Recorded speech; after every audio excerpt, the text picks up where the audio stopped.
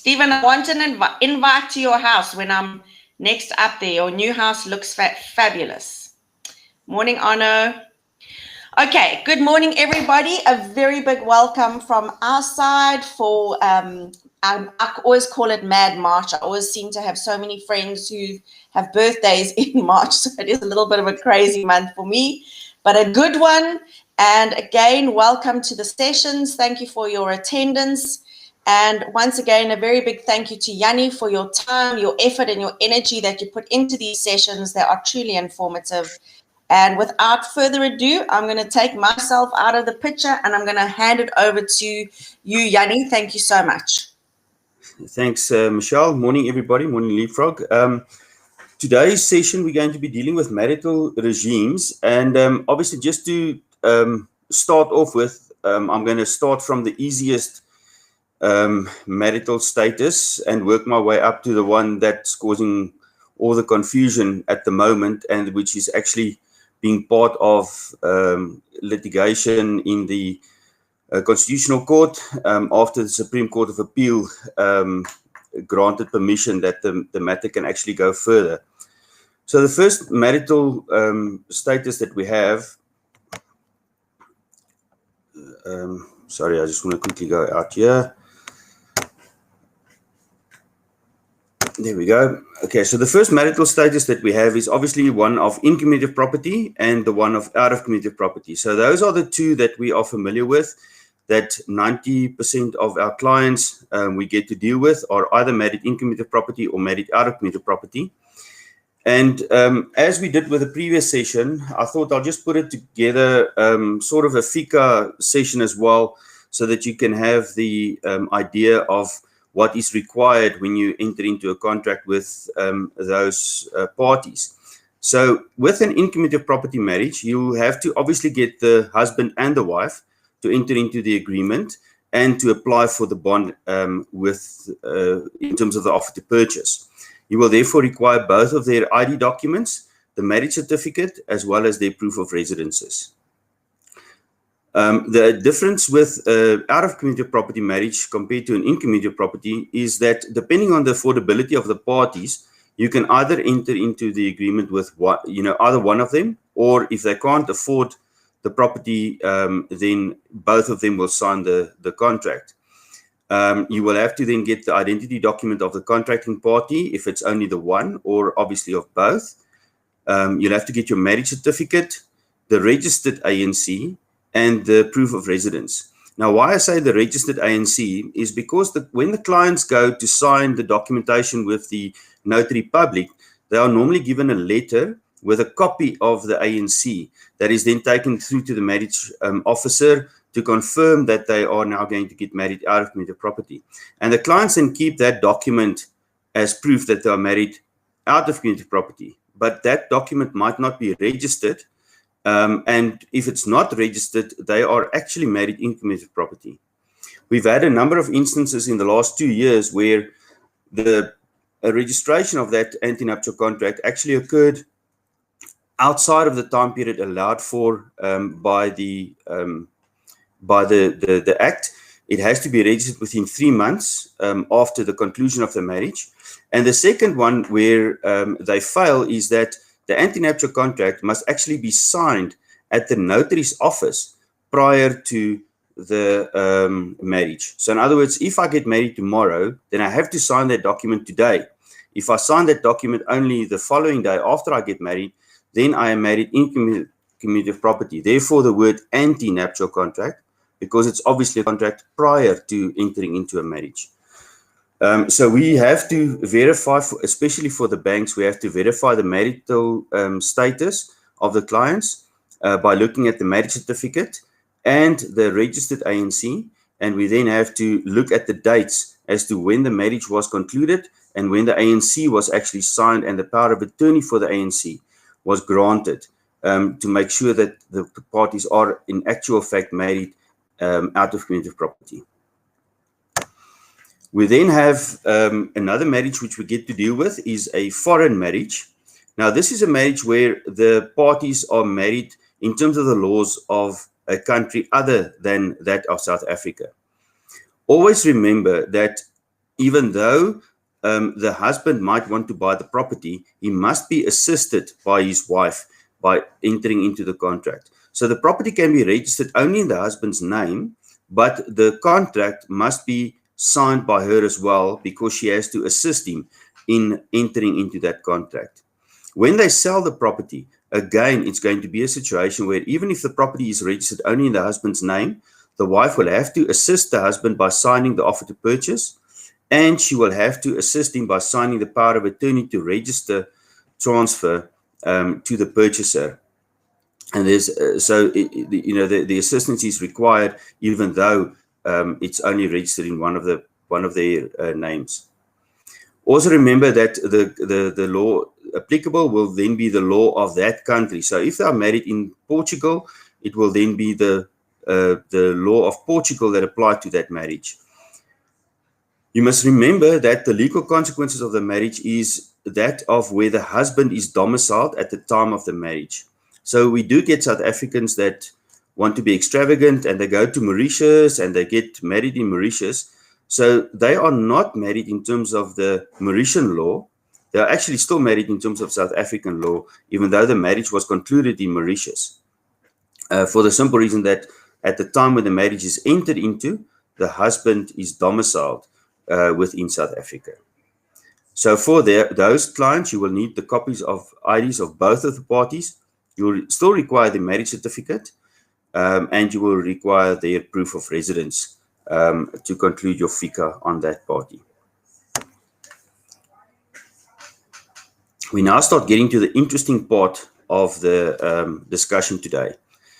So there's two marriages that apply to our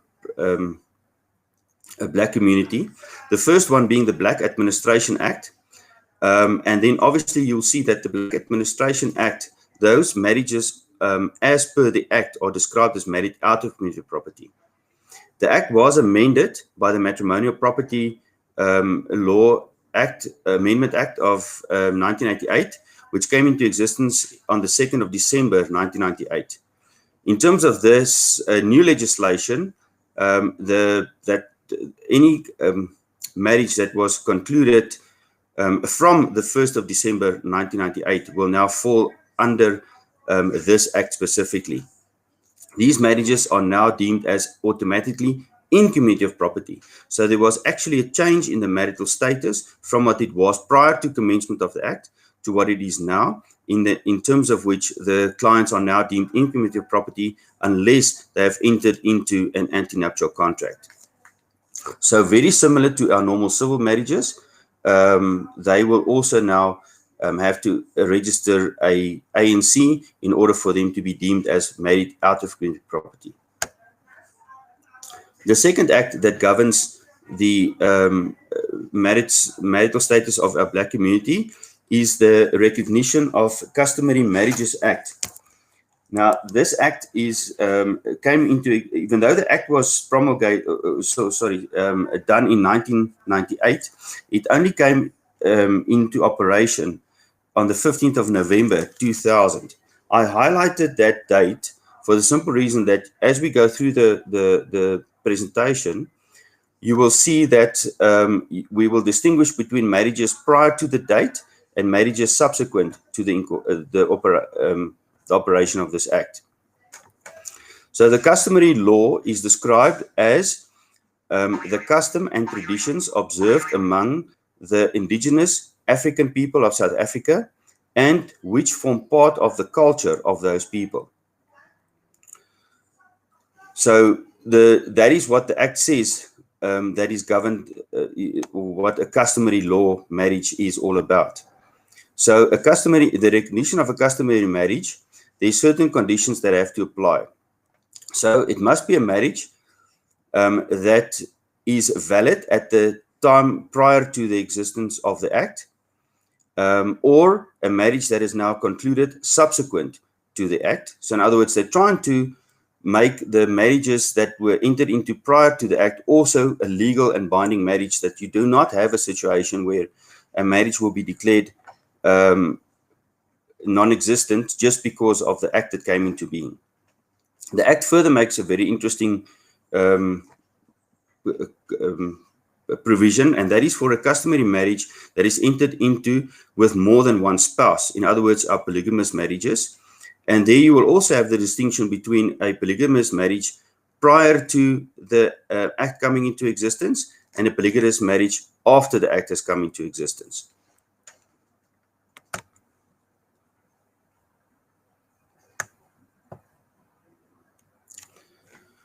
Okay, so the recognition of the marriages, what must a marriage comply with? What is the requirements in order for a marriage to actually be a marriage entered in terms of the Customary Marriages Act? Very similar to our laws or the civil laws, the marriage must be by spouses that are both over the years of 18. Both parties must consent to enter into the customary law. So you cannot force a lady to enter into a customary marriage with you. The marriage must be negotiated and entered into or celebrated in accordance with the customary law. The spouse that is entering into this marriage, customary marriage, cannot be a spouse that is part of an existing marriage in terms of the civil law. So you cannot have a marriage with a lady in cumulative property or out of cumulative property in terms of the normal Matrimonial Properties Act, and then go and enter into a customary marriage with another lady or another man. You're not allowed to in terms of the Act. If the husband is already married in terms of the customary law, the new condition states that the wife of the existing marriage must consent to that marriage being entered into.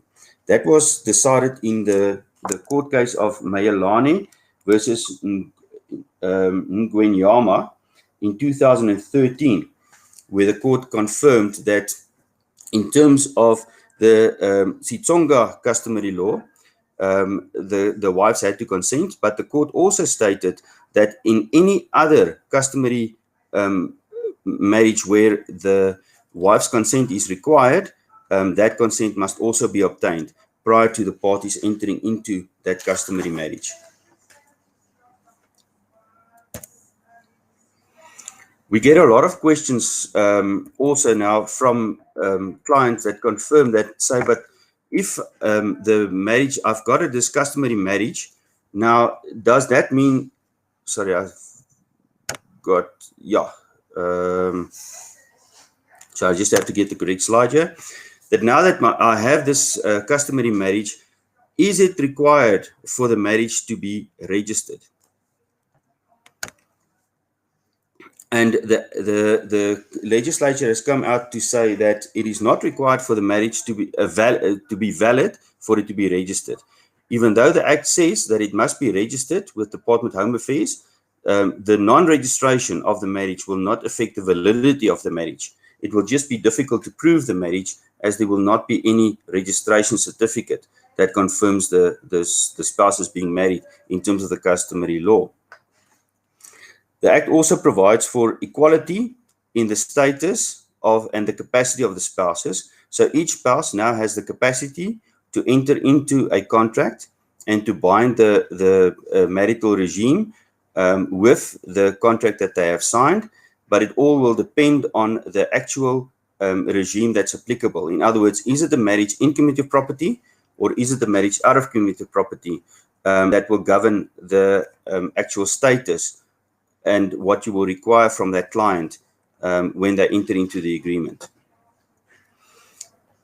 So as I stated, we have the cutoff date of the 15th of November 2000 as knowing when the marriage is or what rules will apply to the marriage. And when it comes to the customary marriages entered into before the commencement of the Act, you will have your polygamous customary marriage, and you will obviously have your monogamous customary marriage. So with the polygamous customary, sorry, we'll start with the second one first, the monogamous customary marriages. And that marriage was deemed to be a marriage in terms of the customary law. However, the Gumede case came through in 2008, and they argued that because of the problem that we have with the description of a marriage, that you cannot just say that because I've got married in terms of the customary law, that only the customary laws apply to my marriage. And the court then found that after this committee case, that we will have to still distinguish between a marriage in community of property and a marriage out of community of property when it comes to a monogamous marriage. In other words, if you are married with only one spouse, so you'll have a monogamous marriage, you then have a marriage in community of property. And if you get married, you want to get married out of community of property, you will have to enter into an antenuptial contract, very much like the Black Administrations Act, as well as the Matrimonial Properties Act, where we now bring all of our marriages together under one roof to say that you can only enter into a into a marriage in community of property or out of community of property. And if you wanted to be out of community of property, you will have to enter into a antenuptial contract. The reason for the court case was because there was this being distinguished between a marriage prior to the act and one after commencement of the act. And after the commencement of the act, you've got a situation where the marriage is automatically deemed in community of property unless there's an ANC registered. So therefore, they said that it was unconstitutional to distinguish between a marriage before the implementation of the act and one after implementation of the act, and that both of those marriages must be deemed as the same.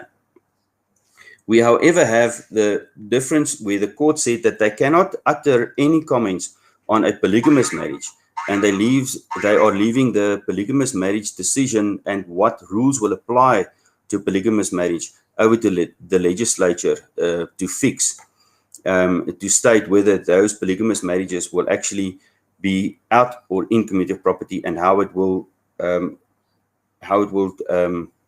be governed by our laws.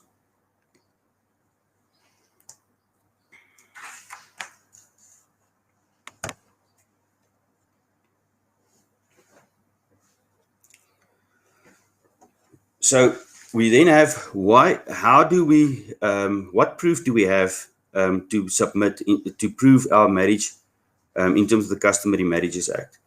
So we have to obviously get a certificate once it's registered from Department of Home Affairs or a court order. The reason for the court order is because, as I said, the Act does not apply or does not stipulate what happens to the matrimonial situation of the parties when it comes to a polygamous marriage. So if a party now, in terms of the new legislation from the 15th of November 2000, if a husband now wants to take on a second wife, that means that the marriage now becomes a polygamous marriage. In order for him to succeed with his marriage and his application for the marriage, he must now apply to court to have a court order that authorizes the polygamous marriage. So you will understand now that the court will have to look at the situation where we have a, let's say, an in-community of property marriage, or a marriage that was entered into by the parties in terms of an antenuptial contract with the accrual system. The court will now have to not dissolve the marriage, but dissolve the actual matrimonial property system that applies to that marriage. Because if there's an in-community of property marriage, it's one estate, and you're going to have another lady that's going to be joining that estate. You're going to have a situation where she cannot join in that unless there is a contractual arrangement between the parties.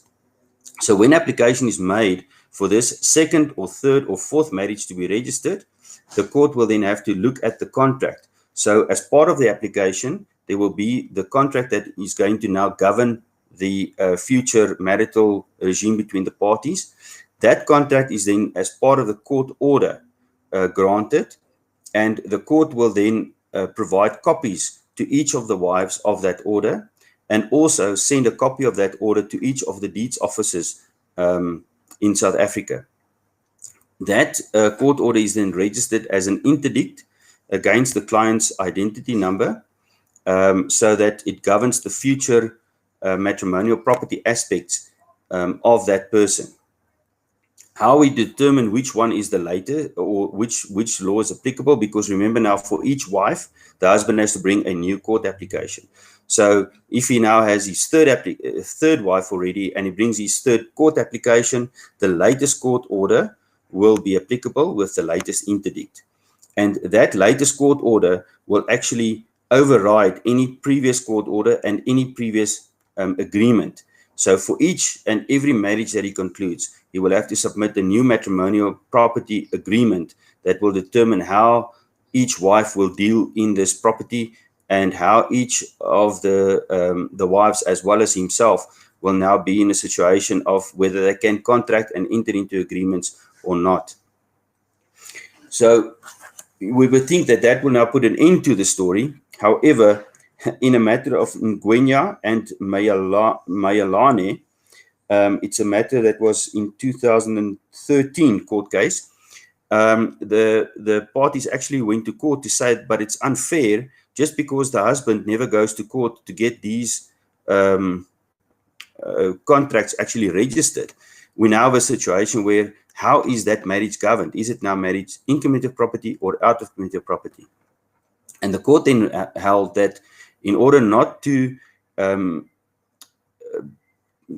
let one of the spouse or the existing spouses to the marriage have some of their assets being taken away by this new wife that comes in, it was decided that the new marriage will then be deemed as a marriage out of community property, even though there is no contract registered for that marriage. So you will understand that that's a very difficult scenario to find yourself in, because how are you going to know whether that marriage is actually one of in community or out of community property if there's no actual agreement stipulated and you have to rely on what the parties are telling you to say, yes, but I enter into this and there, and so forth. So when it comes to the regulation of the act, it's all nice and well for our courts to say that, yeah, the husband must bring a court order, but if he does not have the financial means to bring that court order, it's going to influence everybody in future, especially the spouses that's already in existence with that marriage, as to how that property regime will actually be dealt with in future.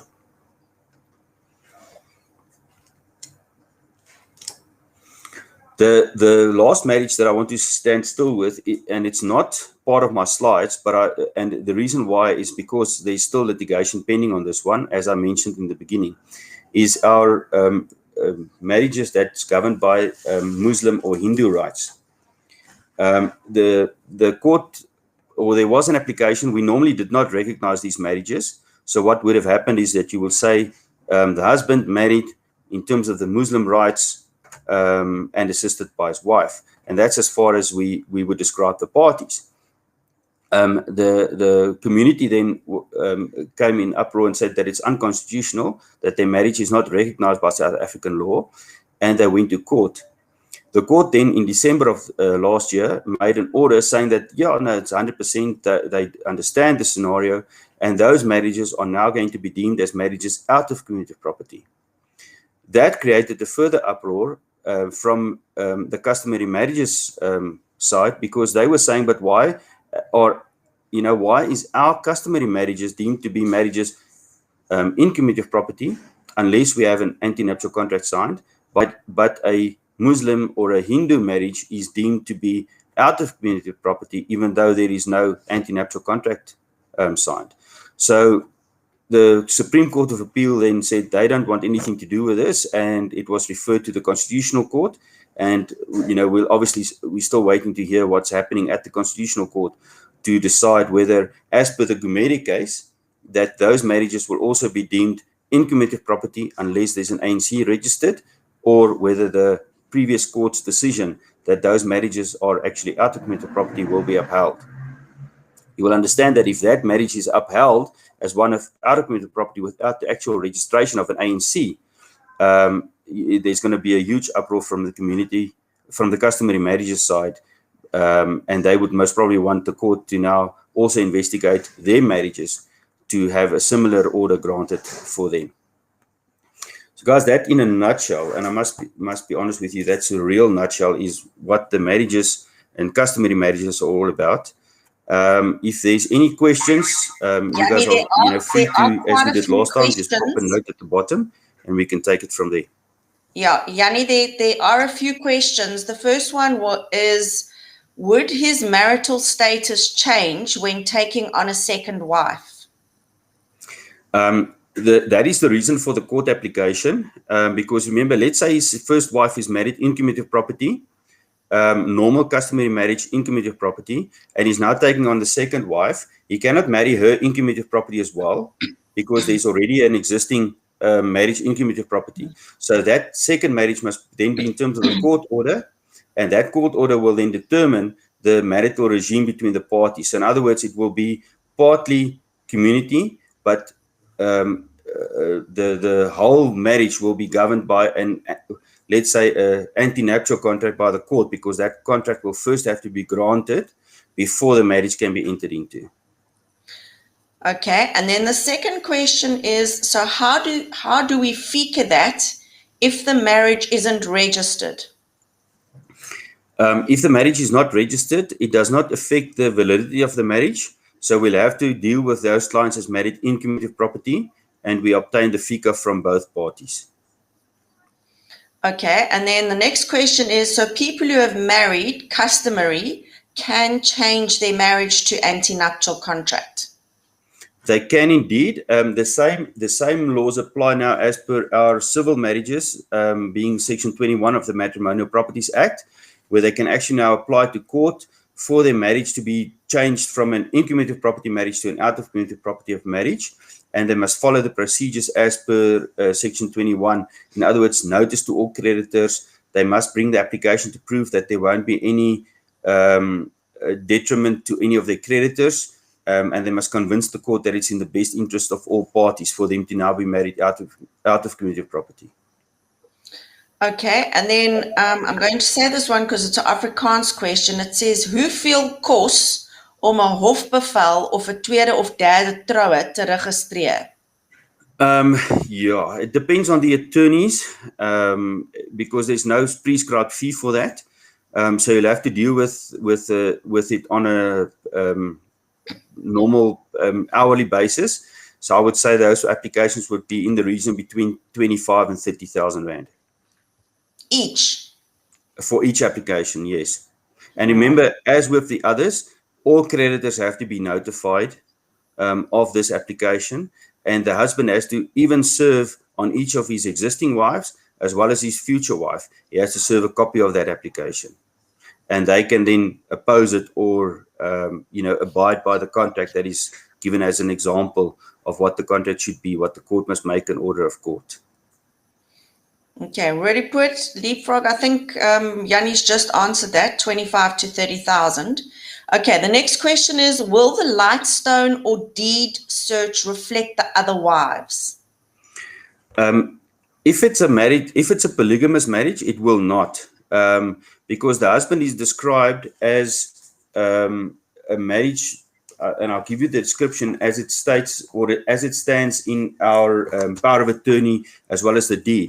It will say that Simon Chabalala, for argument's sake, identity number so-and-so, married, the proprietary consequences of which marriage are governed by an order of court issued in terms of the Recognition of Customary Marriages Act 1920 of 1988. So there's no reference to any marital regime except for the court order. So it will most probably only be in his name on Lightstone, and you will then have to, by way of your gathering of information, find out whether he's married to more than one wife, and then if he is married to more than one wife, each of them will have to be FICA'd. Okay, well, let me pose a hypothetical question here, because to me, I don't know if I'm maybe misunderstanding this, Yanni, but to me, there is a huge gap here for actual fraud. I'm sorry, but there is.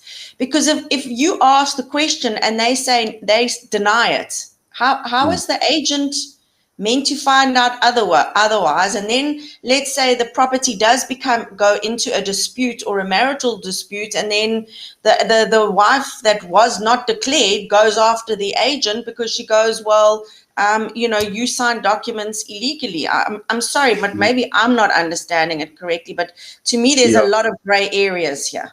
That is why also from the bank side, they will not accept a marriage in terms of the customary law, if the client cannot produce a marriage certificate, in other words, that certificate that confirms that the marriage is actually one in terms of the customary law, if they cannot produce that marriage, the bank's going to cite them one of two ways. They're either going to say that they must be cited as unmarried because they cannot prove a marriage, or they must be cited as married in community of property because the marriage is in existence, but they cannot prove an ANC contract that stipulates that it's married out of community of property.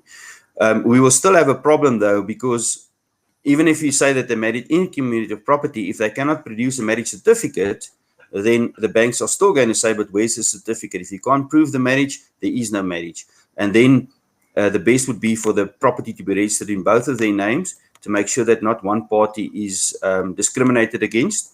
And if it has happened where one might be, on ITC, then you register the property in the other person's name because they don't have a valid registered ANC, a valid registered marriage certificate.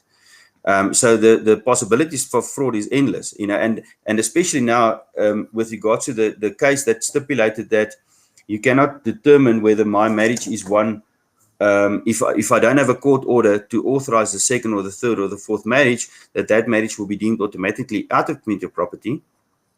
So how are you going to deal with that? You're going to now sit with a situation where the husband and the first wife is married in community of property, and the husband and the second wife is married out of community of property. So if that property is registered, then a suggestion that we have from the Register of Deeds is that we will then cite those parties as the husband and wife married in community of property to each other, and second party, the husband only by himself, married in terms of the Customary Marriages Act with the description, as I said. So you're going to have, it's really a situation where unless they enforce the registration of those marriages, we're going to have endless problems in future.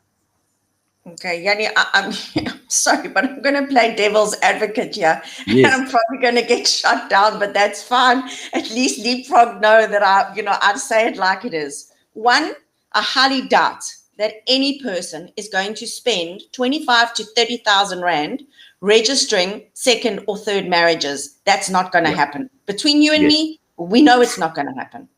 Number two, if a guy gets married in terms of the Customary Act and comes and buys a property but doesn't declare that he is married in any way whatsoever, there's no deed or record that is going to pick up, because it's not registered, that he's married. Correct, 100% correct. You're going to be fighting with unmarried. Actually, the poor woman, I'm sorry, but it's just like she's going to suffer again. I mean, it's like we've gone forwards, but we actually going backwards. And I'm all for women's rights, but and fair is fair. But the thing is, if there's no enforcement of the registration of that marriage, to me it just opens itself to fraud and money laundering on a very big scale. I'm sorry. Yeah. I agree with you there. And obviously, as I said, the banks are now from their side insisting that if you cannot prove the marriage, it's in community of property. It's unmarried. So they're saying from their side that if you cannot prove that you are married, then we're going to cite you as being one of unmarried. So if there's two parties to the contract, then both of them will be cited as unmarried and the property will be registered in both of their names. However, as you state that if you only deal with one of the persons, and even though the wife now over time contribute to the bond payment and so forth. Well, that's exactly it. She's got absolutely not a leg to stand on. Yeah, and the property is only registered in the husband's name. He then goes and he sells that property. He takes the money for himself, and the poor wife has to litigate against him to try and get the money back that she's put into the property. So, it's going to open itself up for more and more litigation between spouses than actually the enforcement of a registered marriage, as with the civil marriages. It's part of the process. Once you get married, that the marriage officer make you sign the book. That book gets sent to the Department of Home Affairs. There's a system in place, and that then a certificate is issued.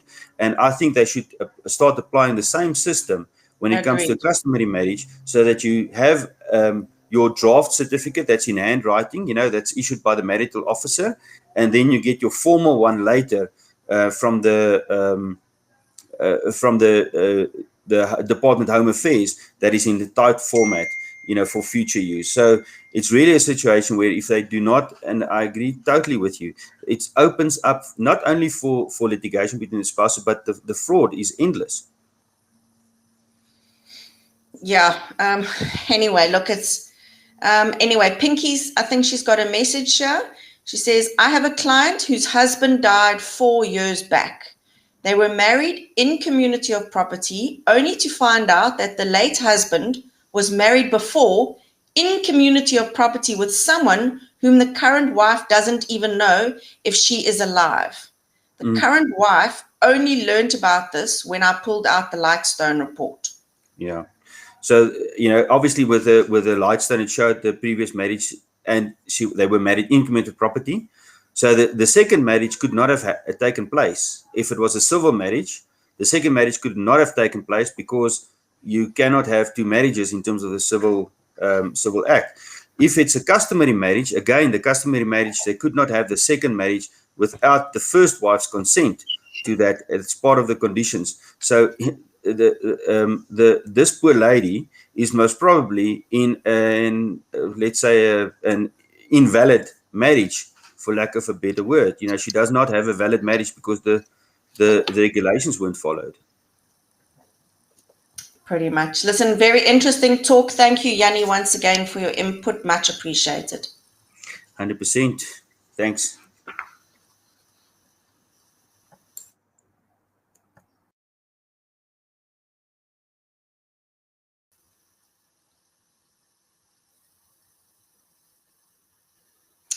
Okay, ladies, well, there you have it. Please do not get married according to customary law unless it gets registered. Gosh. Anyway, I feel like there is so much information that we need to know, and it seems to be changing on a daily basis. Anyhow, let's